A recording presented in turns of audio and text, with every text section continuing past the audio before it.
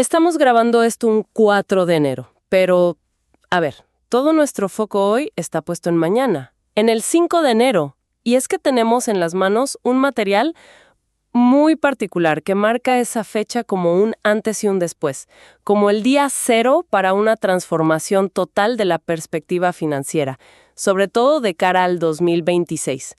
El texto que vamos a analizar, a desmenuzar, se titula Se pegó el texto. Un nombre curioso, pero la idea es muy potente.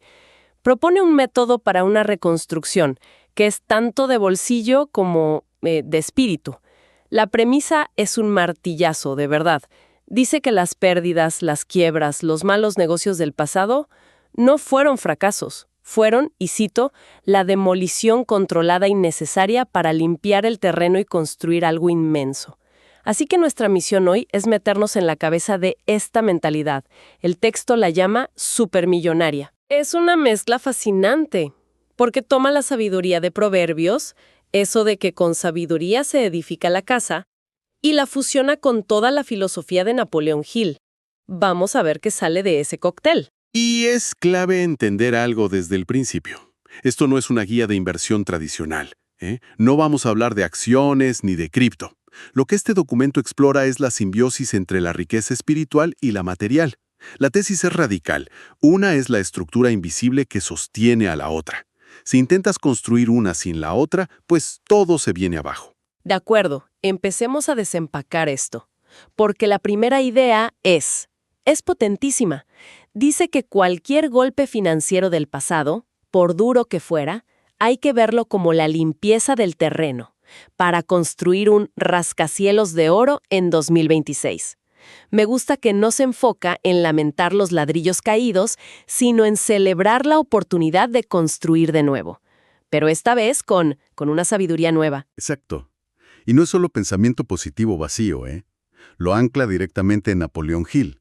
Hay que recordar que Hill escribió Piense y hágase rico en plena Gran Depresión. Su filosofía no nació en la abundancia, sino en la ruina. Por eso, cuando habla de la derrota temporal como una bendición disfrazada, tiene un peso enorme.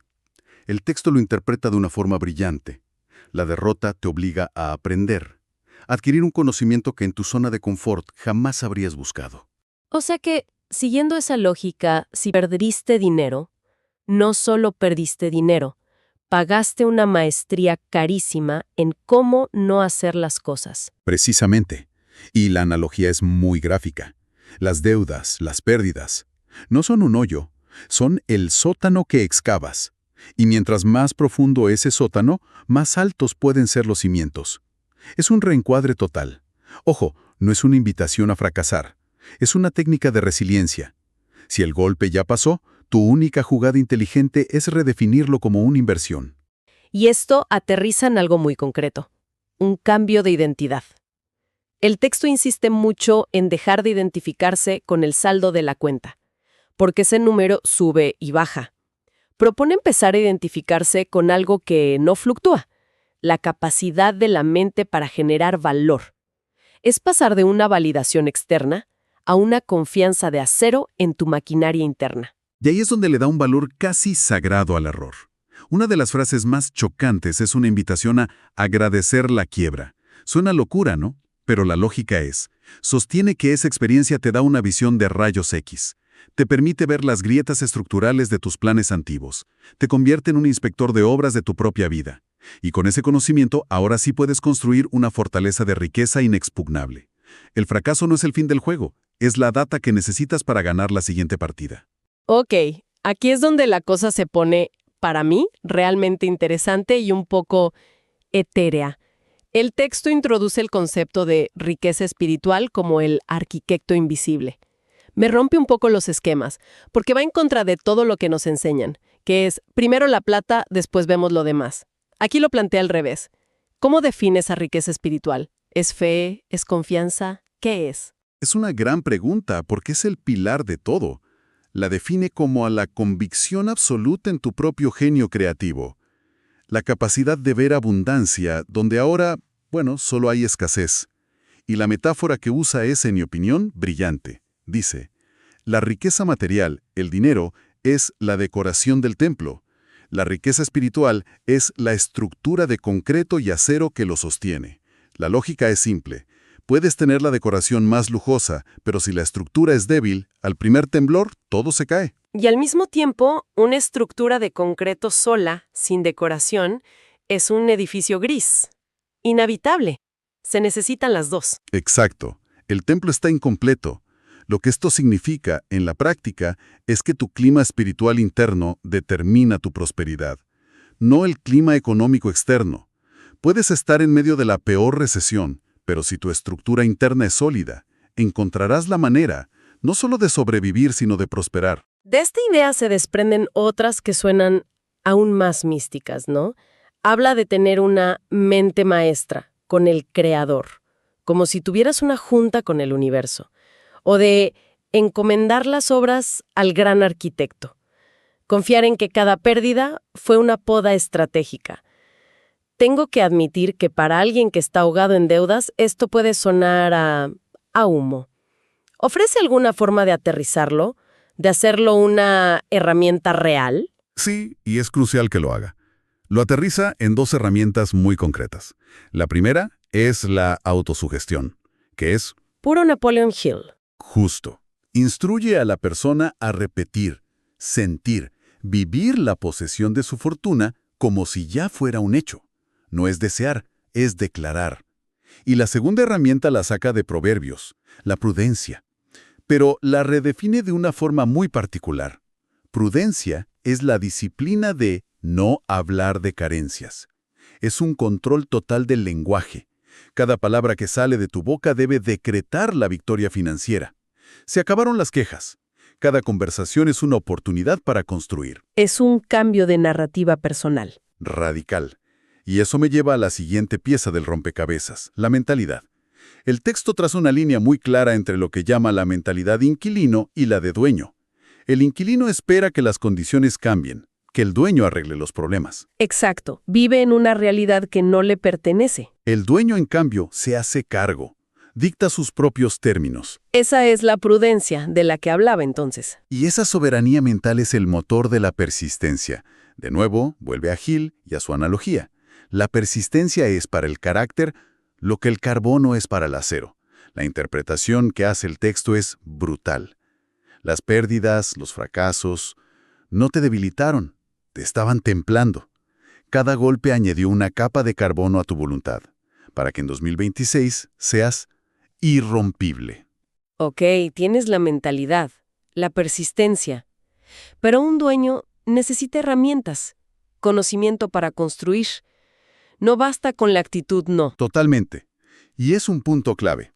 La otra herramienta fundamental es la inversión en desarrollo personal. La afirmación es directa. Una mente supermillonaria invierte primero en conocimiento, porque es el activo que paga los mejores intereses. La idea de fondo es que la riqueza es una energía muy potente.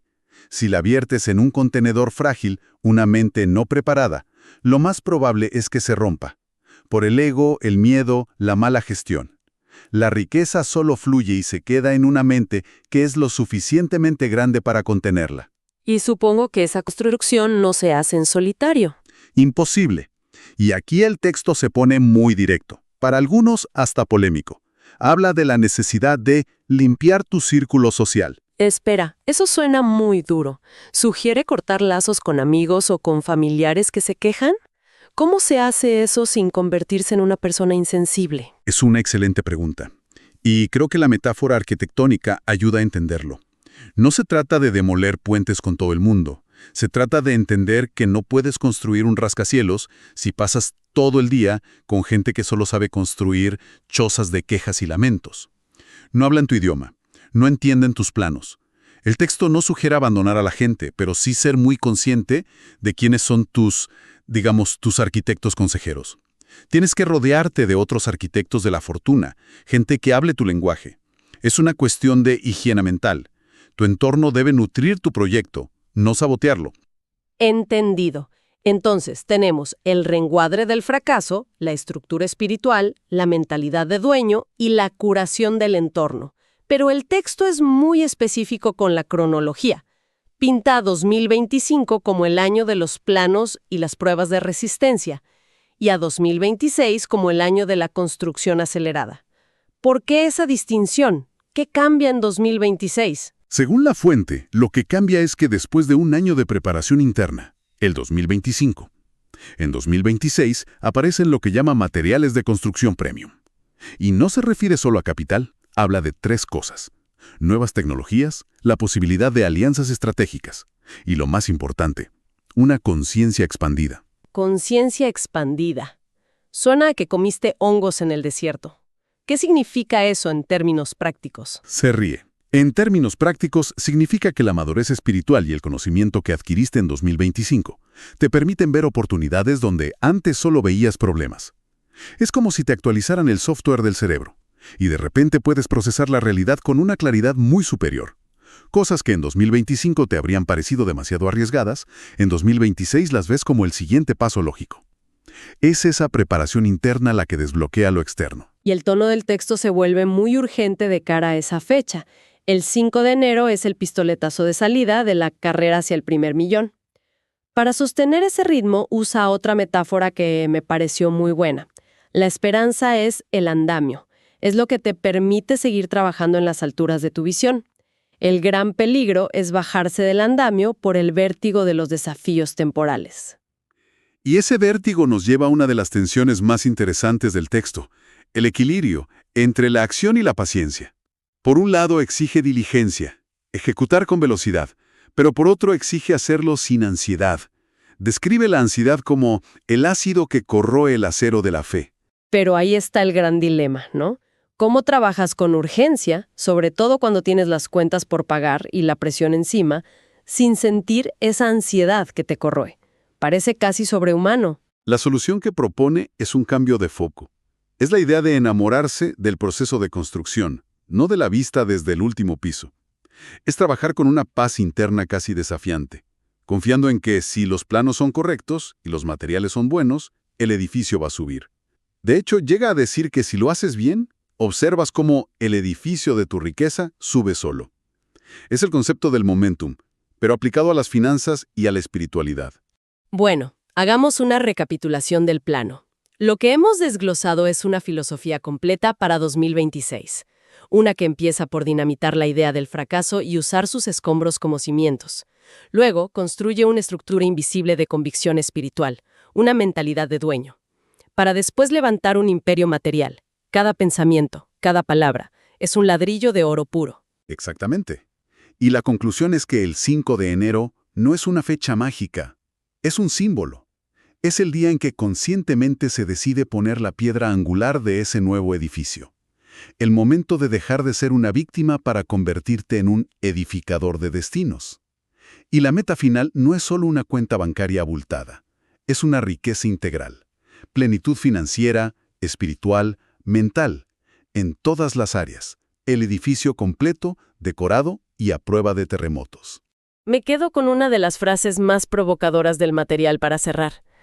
El texto afirma que el universo no le da nada al mendigo, pero le da todo al heredero.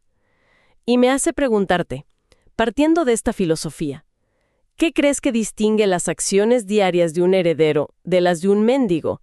Especialmente cuando el punto de partida material es el mismo.